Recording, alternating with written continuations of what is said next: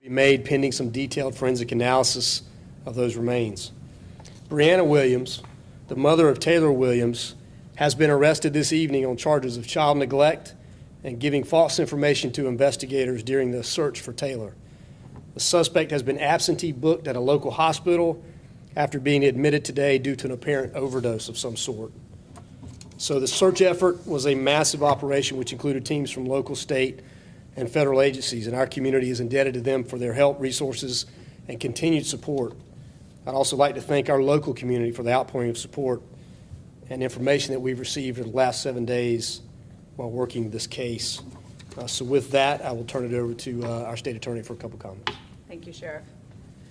The missing persons investigation of 5-year-old Taylor Rose Williams that began last week culminated into an effort among multiple law enforcement agencies under the lead of the Jacksonville Sheriff's Office and across states. This is obviously not the outcome any of us had hoped to reach, but I want to thank all of the law enforcement agencies who really coordinated in an extraordinary effort to make this search happen. So this investigation has led us to what we believe to be the remains of Taylor Rose. And as Sheriff Williams mentioned, Ms. Williams has been arrested for the felonies of child neglect as well as making false statements during this investigation. So obviously at this time, many questions still loom and our office's work is just beginning. The amount of information that we have is frankly staggering and the legal implications complicated. This will require the systematic investigation of every piece of information, item of evidence, and lead to date. So as the sheriff asked, anybody who may have additional information about this case, we encourage you to please contact the sheriff's office. Already, the community's calls and cooperation have indeed mattered. We will continue to work with law enforcement to ultimately answer every question we are able to and ensure that justice is served for Taylor Williams. Channel 4, can you talk at all about what type of child neglect happened?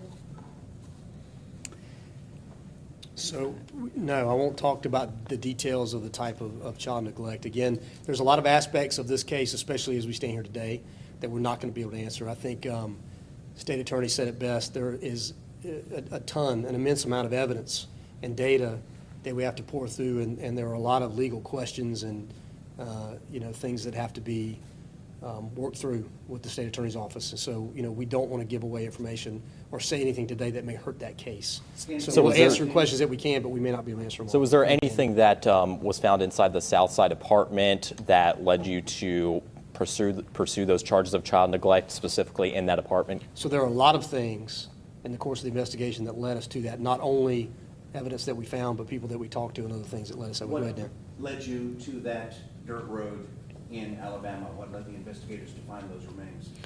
So again, without going into a lot of detail, a lot of comprehensive data was pulled together, and analyzing all that with the help of our federal partners, we were able to to find a good location and begin that search, and obviously that led us to where we are today. Sheriff Williams, do we know if 5-year-old Taylor Williams was ever locked in a room or any compartment inside of the apartment in Southside Villas? So we won't comment on any of the condition or circumstances around the case prior to the disappearance. Right now?